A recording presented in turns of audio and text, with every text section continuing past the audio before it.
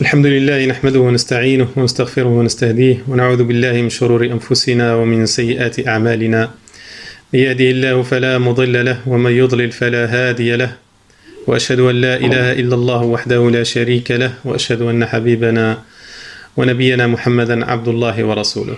Chers frères et sœurs, on profitera de ce confinement pour se rappeler entre nous d'un des piliers de notre religion. Et d'ailleurs, c'est le pilier le plus important qui est, à savoir la prière, as-salat. As-salat, chers frères et sœurs, le mot salat dans la langue arabe, étymologiquement, veut dire le lien. Salat, c'est le lien. C'est le lien entre le serviteur et son créateur. Et d'où l'importance de la prière. Celui qui veut garder sa relation avec Allah tabaraka wa ta'ala, qu'il préserve sa prière. Et celui malheureusement qui délaisse la prière, il a coupé le lien avec Allah tabaraka wa ta'ala. La prière qui est le deuxième pilier de notre religion et la bâtisse de l'islam ne peut pas rester debout sans ce pilier. D'ailleurs, le prophète alayhi salatu wassalam nous dit que la différence entre l'homme et le fait de sortir de la religion, c'est d'accomplir la prière. Maintenant, il faut absolument que ce lien reste entre toi, entre moi et le Créateur et entre Allah tabaraka wa ta'ala. Cette prière qui est un lien, et qui dit lien, c'est que dit qu'il y a une connexion avec Allah Azza wa Jal. D'où la lumière sur les visages des gens qui multiplient la prière. D'ailleurs, le Nabi alayhi salatu wassalam يقول من حافظ عليها كانت له نورا وبرهانا ونجاة يوم القيامة. Celui qui préserve la prière, elle sera pour lui une lumière et une preuve le jour du jugement dernier. Et celui qui la délaisse, qui la préserve pas, il n'aura ni lumière ni preuve auprès d'Allah tabaraka wa ta'ala. Et dans ce hadith, روي عند الإمام أحمد, rapporté par l'imam Ahmed, par Abdullah ibn Amr ibn al-As, il dit وحشر, le jour du jugement dernier, il sera avec Pharaon, Haman, Qarun, Ubay ibn Khalaf, ces têtes du mal, celui qui délaisse la prière, il sera parmi eux. L'importance de la prière est capitale, chers frères et sœurs. C'est la lumière, c'est la nourriture de l'âme. La nourriture de l'âme, cette prière qu'Allah tabaraka wa ta'ala l'a rendue obligatoire dans les cieux, auprès du ciel. Allah Azza wa Jal, quand il a voulu rendre la prière obligatoire, il a envoyé Jibril dans ce qu'on appelle l'Isra ou le Mi'raj, Hadithat l'Isra ou le Mi'raj, le voyage nocturne. Il a envoyé Jibril alayhi salam qui a ramené le prophète alayhi salatu salam dans le ciel. Et c'est là-bas qu'Allah tabaraka wa ta'ala a rendu la prière obligatoire. C'est là-bas qu'Allah tabaraka wa ta'ala a rendu la prière obligatoire. Les autres obligations, ils ont été prescrite sur terre. La seule obligation prescrite dans le ciel, c'est la prière pour que Allah tabaraka wa ta'ala nous donne et nous montre la valeur et la place de la prière dans notre religion. Et c'est pour ça chaque croyant qui accomplit la prière, il est en ascension, son esprit, il est en ascension, comme l'histoire de Isra ou le Mi'raj, il est en train de se ressourcer auprès d'Allah tabaraka wa ta'ala. Et quand Allah Azza wa Jal nous a rendu la prière obligatoire dans le ciel, il nous a prescrit d'accomplir 50 prières par jour. Et puis le prophète alayhi salatu salam, il a demandé l'allègement dans l'histoire connue, et Allah Azza wa Jal a allégé, a baissé le nombre de prières par jour à 5, mais la récompense reste 50, la récompense de 50 dans la balance de chaque croyant, de chaque serviteur qui accomplit la prière.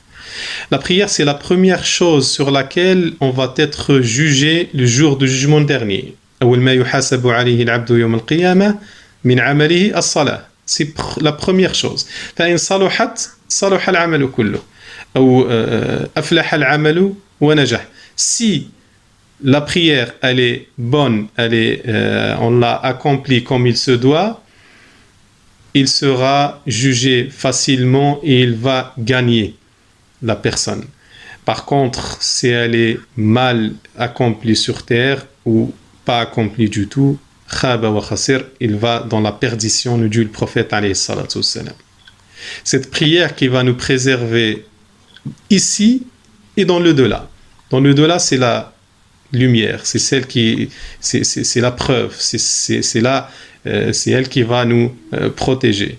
Et dans le jour, le prophète alayhi salatu wassalam, fi hadithin akhar, il nous dit, il parlait à ses compagnons, il leur dit, imaginez que quelqu'un parmi vous, il a une rivière devant chez lui, et chaque jour il se lave 5 fois. Est-ce qu'il restera des saletés sur son corps? Et les compagnons, ils ont dit non. Il sera propre, cette personne-là. Elle sera tellement propre, 5 douches par jour. Et le prophète, alayhi salatu wassalam, il a dit, c'est exactement la même chose pour la prière. Celui, parce qu'on est tous pécheurs, celui qui fait des péchés, et puis il revient à Allah tabaraka wa ta'ala, Allah azza wa jal le lave. Allah azza wa jal lui donne de la lumière. Allah tabaraka wa ta'ala va lui ouvrir les portes. Allah azza wa jal lui pardonne tout simplement et il ne va pas être touché par les conséquences des péchés dans le dunya avant l'au-delà. Allah azza wa jal nous dit inna as-salata tanha 'anil fahsha'i wal munkar.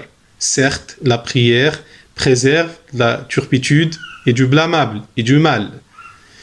Et c'est là l'anecdote, c'est que certains frères, certains jeunes, ils vont dire, moi je prie pas. Pourquoi? Parce que voilà, j'attends que je serai quelqu'un de sérieux, de bien, et puis je commence à faire la prière. Donc ça, c'est un des pièges de Shaitan. On est en train de prendre la chose à l'envers. C'est la prière qui va te préserver, c'est la prière qui va te mener vers le bien, et c'est pas l'inverse. C'est pas en attendant, sinon on va attendre longtemps, et qui va te garantir que tu vas vivre jusqu'à devenir bon et qui va te garantir que une fois tu as vécu une longue vie, tu seras capable de devenir bon sans la prière. Allah Azza wa Jalla nous dit ista'inu bis sabri was salah. Faites-vous aider par la patience et la prière. C'est la prière qui va nous aider pour faire le bien. C'est pour ça Allah Azza wa Jal, il nous a rythmé notre journée par les 5 prières. Matin, midi, après-midi, soir, la nuit. Et pour ça, chacun, en fait, à chaque moment de la journée, il va se détacher du quotidien pour accomplir sa prière et pour se ressourcer et pour faire cette ascension de son esprit pour Allah tabaraka wa ta'ala. Et ce n'est pas, d'ailleurs on va parler de ça, des allègements de la prière, ce n'est pas en arrivant le soir qu'on va rassembler toutes les prières pour les accomplir d'un coup. Donc chers frères et sœurs, comme j'ai dit, ça c'était une introduction en parlant un peu je ne vais pas tarder, en parlant un peu de l'importance de la prière. On terminera bi'idnillahi ta'ala avec un petit chapitre qui est la concentration dans la prière. Et entre ces deux-là, on essaiera d'évoquer les règles juridiques de la prière, de comment appliquer cette prière d'une manière générale et d'une manière plutôt facile. نسأل الله سبحانه وتعالى أن يوفقنا للخير وأن يتقبل صيامنا وصلاتنا إنه ولي ذلك والقادر عليه